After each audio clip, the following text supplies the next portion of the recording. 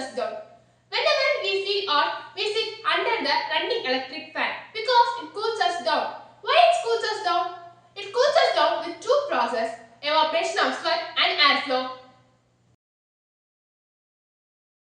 First, let us see how the process of airflow cools us down. Surround our body, always the warm air is present due to our body temperature. Whenever we sit under the electric fan, the airflow from the electric fan moves away the warm air and replace it with the fresh and cool air. So our body lose heat and feel cool. Next, let us see how the process of evaporation of sweat cools us down. Whenever we feel hot, our body sweats. Then we sit under the running electric fan, so the sweat will be evaporate.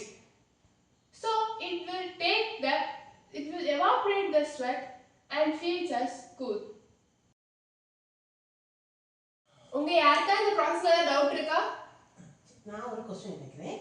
அதாவது நம்ம அந்த fan கீழ இருக்கறனால நம்மளோட உடம்பு மட்டும் தான் cool ஆகுமா அல்லது சுத்தி இருக்கிற ஏரியா நம்ம ரூம் எல்லாமே கூல் ஆகுமா?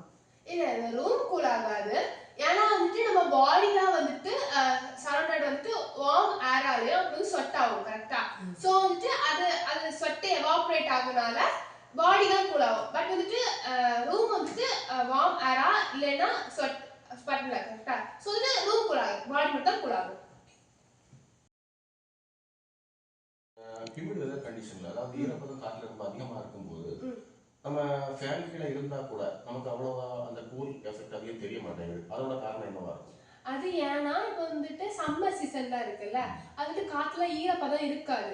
நம்ம பாடில இந்த ஸ்வெட் வரும்போது டக்குனு எவாபரேட் பண்ணிடும். அதுவே வந்துட்டு இந்த மழை காலங்கள் அல்லது ரெய்னி சீசன் அப்படி சொல்லலாம். அது வந்துட்டு ஆல்ரெடி இந்த காத்துல வந்துட்டு ஈரப்பதம் இருக்கும். ஸோ டக்குனு வந்து நம்ம கையை எவாபரேட் பண்ண முடியாது. அதுக்கு வேற கூல் பண்ணும், பட் அவ்வளோ ஃபாஸ்டா பண்ண சம்மர் சீசன்ல இருக்க மாதிரி. அந்த நம்ம ஃபேன் கீழே இருக்கும்போது நமக்கு சீக்கிரமே அந்த நமக்கு எவாபரேட் ஆயிரும், பாடி வந்து கூல் ஆயிரும். அது வந்து இந்த ஃபேனோட ஸ்பீடுக்கு தகுந்தபடி தானா, இப்படி ஸ்பீடை நம்ம குறைச்சி வச்சிருந்தா கூட்டி வச்சிருந்தா அதுக்கு தகுந்தபடி அட்ஜஸ்ட் ஆகுதா, இப்படி வேற எந்த மாதிரி பண்ணுது? ஓகே, இது நம்ம எல்லாமே யோசிக்க வேண்டிய ஒரு கொஸ்டின் தான் கரெக்டா. என்னதுன்னா நீங்க எது கேட்டீங்க, ஸ்பீடா வச்சா இதை டக்குனு எவாபரேட் ஆகுமா இல்லை ஸ்லோ வச்சா எவாபரேட் ஆகுமா?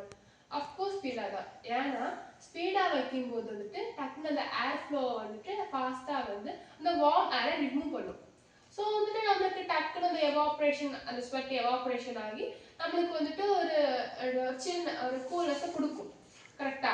இதே நம்ம ஸ்லோவா வச்சோம்னா இப்போ என்ன நடக்கும், ஸ்லோ ஆச்சுன்னா கொஞ்சம் பொறுமையாக தான் எவாபரேட் ஆகும். அது நம்மளுக்கு ரொம்ப அன்கம்ஃபர்டபுளாக ஃபீல் ஆகும். எக்ஸாம்பிள் நீங்களே யோசிங்கப்பா, நீங்கள் வந்து இப்போ எங்கேயாவது வெளியில் போயிட்டு வாரீங்க, அந்த என்ன பண்ணுவீங்க, டக்குனு ஃபேனை போட்டுட்டு ஹை ஸ்பீடில் சம்மர் சீசனில் ஹை ஸ்பீடில் வச்சுட்டா ஃபேனுக்கு நேரம் தான் உட்காருங்க கரெக்டாக. ஸோ எதனால உட்காரிங்கன்னா உங்களுக்கு டக்குனு வந்துட்டு கம்ஃபர்டபுளாக ஃபீல் ஆகணும், அந்த ஸ்வெட்ஸ் ஆகணும் அப்படின்னு சொல்லி தான் நீங்கள் உட்காரிங்க கரெக்டாக.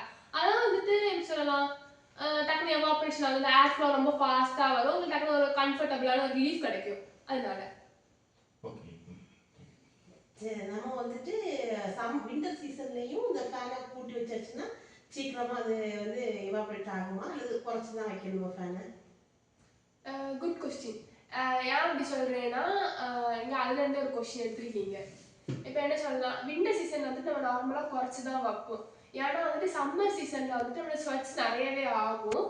அதனால வந்துட்டு நம்ம ஏரை கொட்டி வைக்கும் போது கரெக்டாக அந்த ஏர் ஃப்ளோ கரெக்டாக அந்த வார்ம் ஏர் ரிமூவ் பண்ணி நமக்கு கொஞ்சம் கம்ஃபர்டபுளாக ஃபீல் பண்ணும். பட் வின்டர் சீசன்ல நான் ஆல்ரெடி சொல்லியிருக்கேன், ஸ்வெட்ஸ் ரொம்பலாம் ஆகாது. ஏன்னா அந்த ஏரே வந்துட்டு வாட்டர் மாய்ஸ்சரை கண்டெயின் பண்ணும். ஸோ வந்துட்டு நம்ம அவ்வளோவா ஸ்வெட் ஃபீல் பண்ண வேண்டாம். அப்படியே நம்ம ஸ்வெட்டாக ஃபீல் பண்ணாலும் குறைச்சி வச்சிருக்காங்க. ஏன்னா நம்ம சரௌண்டிங்கே வந்துட்டு கூலாக தான் இருக்கும். அது ஸோ வந்துட்டு டக்குன்னு வந்துட்டு நம்மளை வந்துட்டு கூல் பண்ணிடும். நம்ம குறைச்சிட்டு டக்குன்னு ஸ்வெட்டை வந்துட்டு எவாபரேட் பண்ணி நம்மளை கூல் பண்ணிடும். ஓகேயா? இப்போ உங்களுக்கு யாருக்காவது இந்த ப்ராசஸ் பற்றி ஏதாவது டவுட் இருந்தா கேளுங்க. So hereby I conclude my discussion. Thank you for KAP for giving this wonderful opportunity for me and my family. Thank you KAP.